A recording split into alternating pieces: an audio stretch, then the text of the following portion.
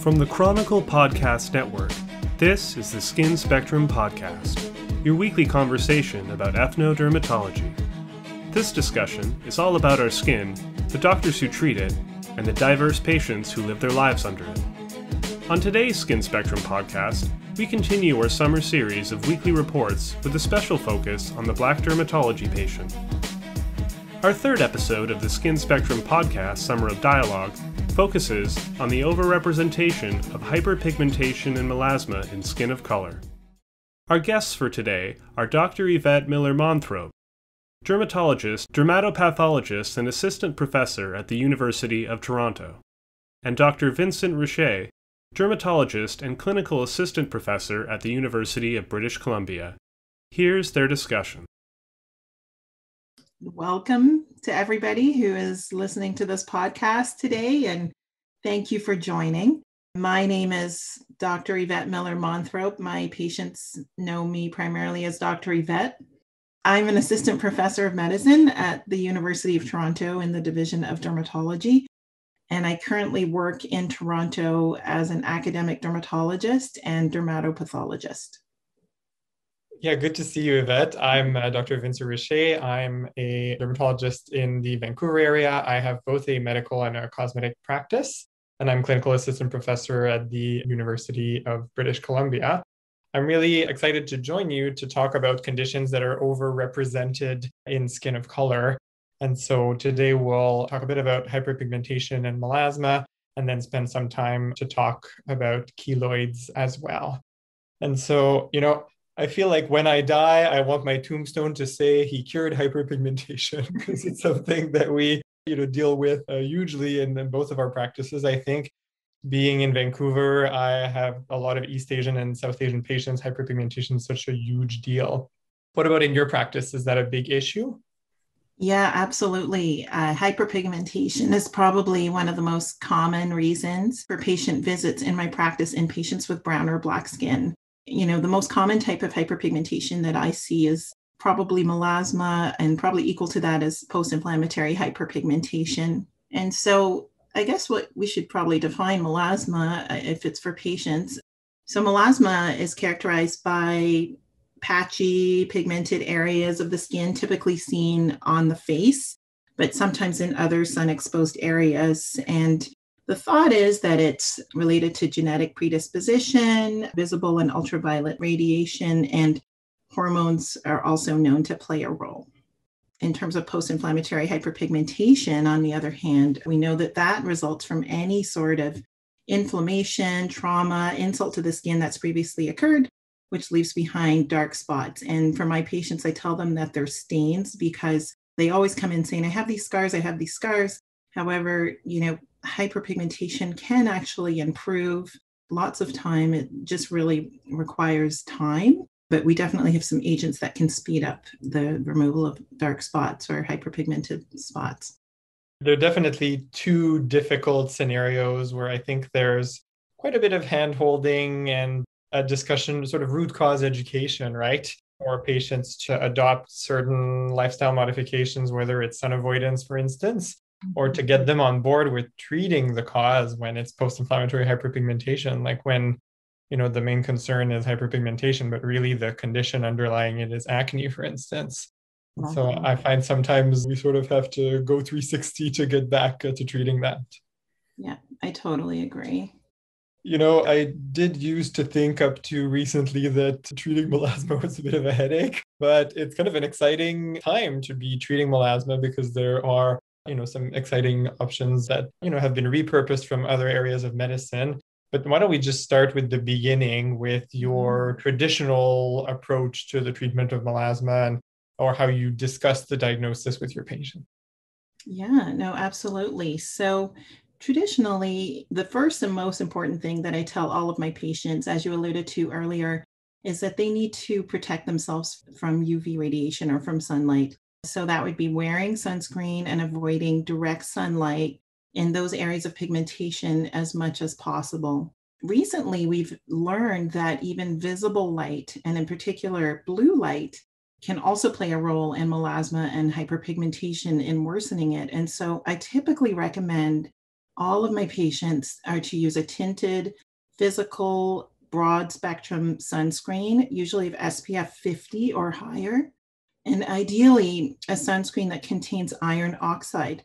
And to use it every single day, whether it's cloudy or sunny outside, it really doesn't matter because we're exposed to visible light every single day, just in our homes, looking at our computers and things like that. So my very first and most important treatment. The second, traditionally in the past, before we had all of these new treatments that we'll talk about a little bit later, we often used combination therapies, but the mainstay was hydroquinone. Hydroquinone is an agent that we know has been used for more than 60 years, and the standard percentage is 4%, and it has been the gold standard since the late 1970s for decreasing hyperpigmentation.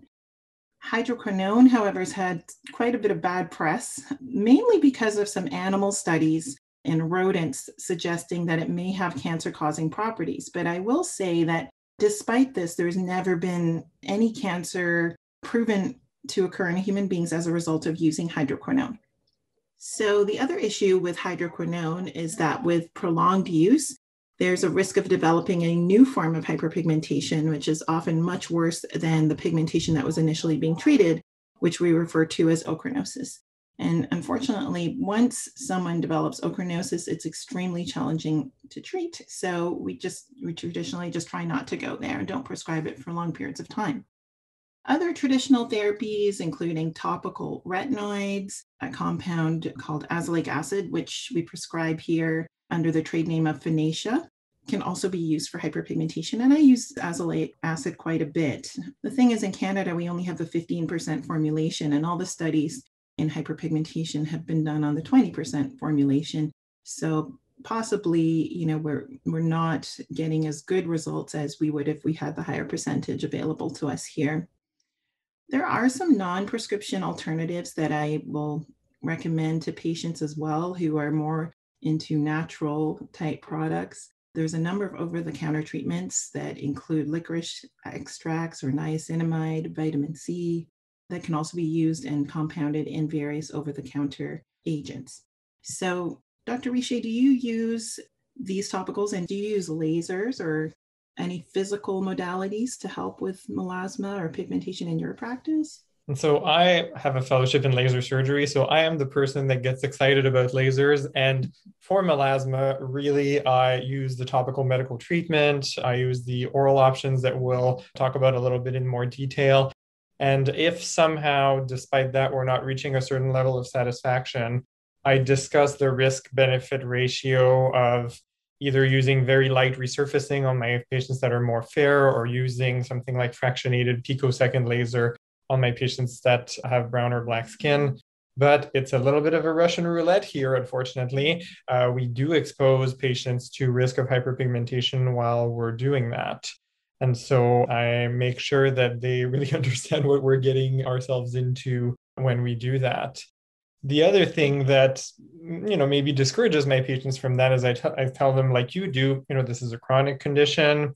Even if I get you better with my devices, everything that you're still doing still has to be going on. And so I found, and maybe you do the same, that over the years, my melasma treatments have become a bit seasonal. And so in the summertime, people do their best to stay out of direct sunlight. We're maybe using off hydroquinone topicals like the ones that you mentioned. And then oftentimes when fall will come, we'll move on to using hydroquinone at that time. I don't know, have you observed that in your practice as well? Yeah, absolutely. I love what you said about seasonal. I switch it up all the time for my patients. So I might use one agent for a few months and then another agent later on in the year, and then revisit that first agent again the next year. So it's really just a constant kind of revisiting the issue with your patient. Of course, making sure that reducing exposure to visible and sunlight as much as possible just always remains as the mainstay. So yeah, that's really interesting. So in terms of newer agents in pigmentation, I've been really excited about it. I mean, of course, again, the tinted sunscreen, like I said, but some of us in our practices will also recommend, an oral supplement of polypodium leucotomas or Some may know it better, marketed as HelioCare and things like that, which can help in blocking the effect of UV radiation. But also other newer topical agents have shown really great promise. And I've been using them this year, and I'm actually pretty happy with them. We know there's topical tranexamic acid. Topical tranexamic acid is an antifibrinolytic agent, and it can be used in anywhere from 2 to 5% preparations in various spaces and various creams. That has shown some promise. Topical cysteamine cream, the studies have shown phenomenal results, especially in melasma, various posters that I've seen. I think the major issue with the topical cysteamine cream is that it's actually been around for many years, but was the odor. They were not able to manufacture this product without it having a very strong sulfur type odor. However, there is one company that has managed to mitigate that odor a little bit. And so now it is available as a 5% topical preparation and is doing wonders for many patients. My understanding is that it is a short contact type of treatment. Is that right? Yes. So in using cysteamine, patients are typically asked to apply the product to the areas of pigmentation on clean, dry skin, and then to leave it in place for around 15 minutes before rinsing it off.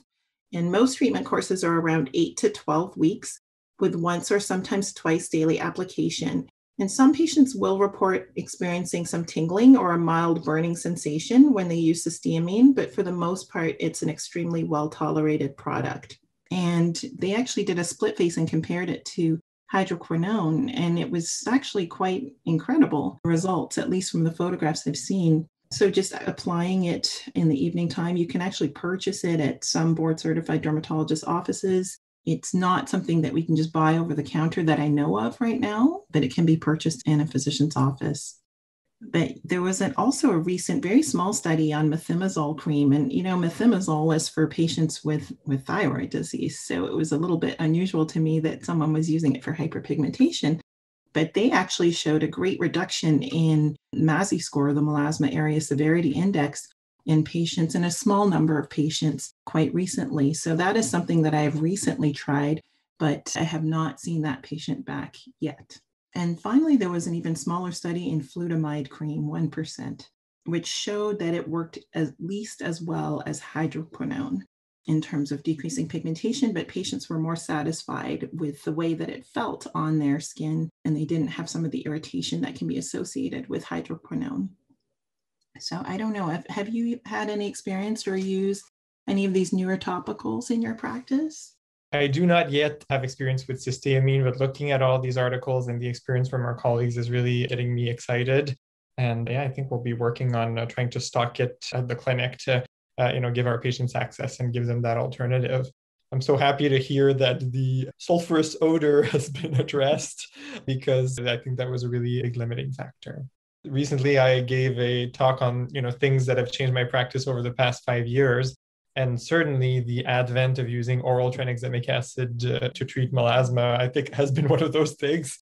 So it's, such an exciting thing to be using for us. And, I feel like a lot of discoveries in medicine are just repurposing of old and expensive drugs that were doing something else. And here we are giving them this new life, basically.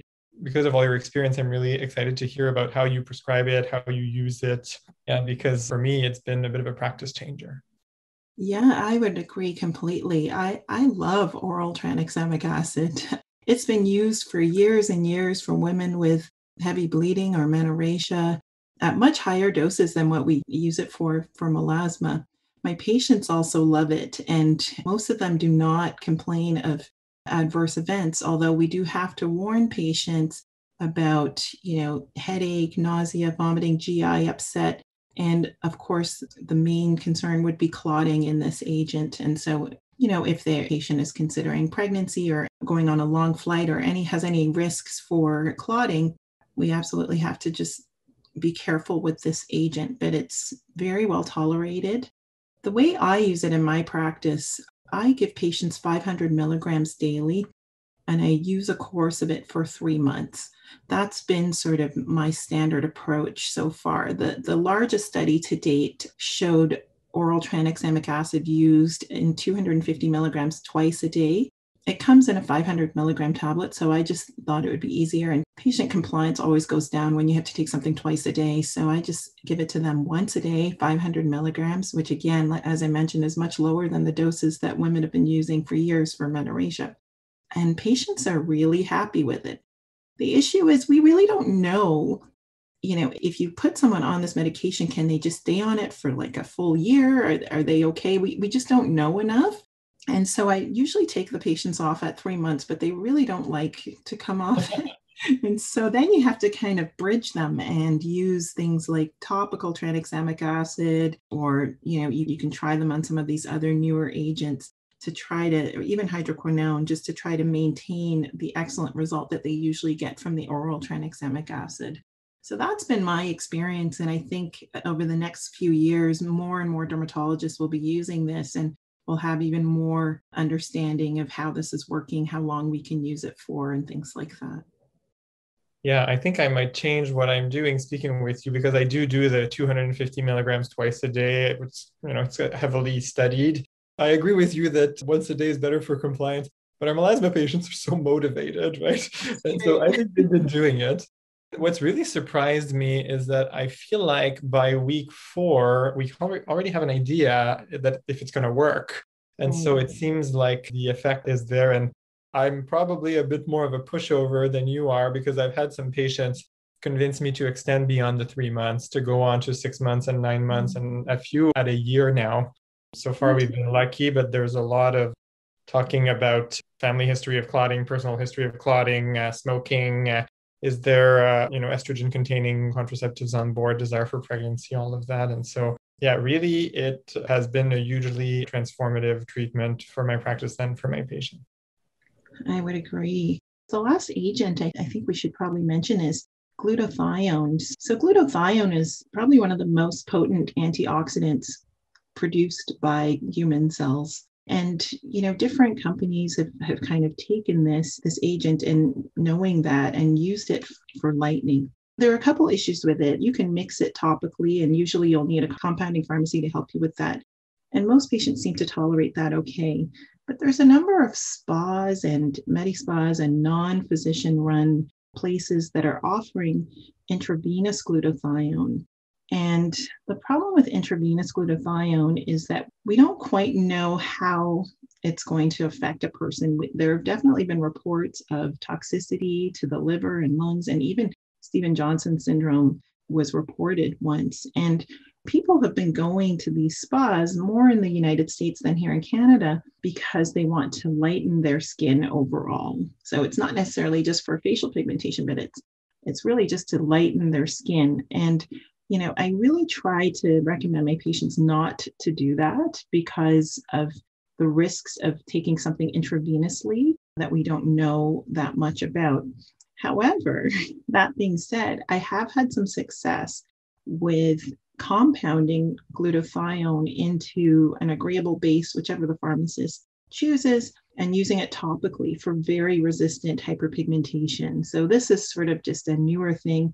One of our colleagues here in Toronto, Dr. Beach, had mentioned that she had done that, and I also tried it, and I also had success. So it's not something that I want to say that we shouldn't use at all, but it's one that should be used cautiously. Oral glutathione, it is a medication that is not absorbed well in the stomach, and it's broken down quite quickly. So the results of taking it orally are kind of all over the map. But the topical glutathione cream is something that also might be promising, and might be something that we could also add to our toolbox in the coming years. Yeah, it's exciting. It seems like glutathione is on the cusp of being maybe formally added to our toolbox. Certainly in Vancouver, there are a lot of IV lounges where you can go get your IV cocktail to brighten or lighten the skin. I guess, the other issue, and you touched on that, is that often the objective is for global lightening and not so much to treat localized hyperpigmentation. And so, that I think can be quite problematic. Yeah, I agree. Doctors Miller-Monthrope and Richer will continue their conversation on keloids next week. Join us on August 21st, 2021 for the conclusion of the Summer of Dialogue series, our live colloquium on black skin. The Skin Spectrum podcast is produced from studios in Buffalo, New York and Toronto, Canada by Chronicle Companies, publishers of the Chronicle of Skin and Allergy and organizers of the Skin Spectrum Summit. Visit us at www.skinspectrum.ca or www.derm.city, where dermatology lives. We would like to thank our in-kind partners. At the Nurse Practitioners Association of Ontario, the Canadian Association of Aesthetic Medicine, and the Primary Care Dermatology Society of Canada. Subscribe to the Skin Spectrum podcast at Apple iTunes, Google Podcasts, Stitcher, Spotify, or wherever you get your podcasts. This episode was produced by Jeremy Visser with assistance by Aria Impagaris. Research was done by Kylie Rabernick and Catherine Brenders. Until next time, thanks for listening. We'll see you again next week.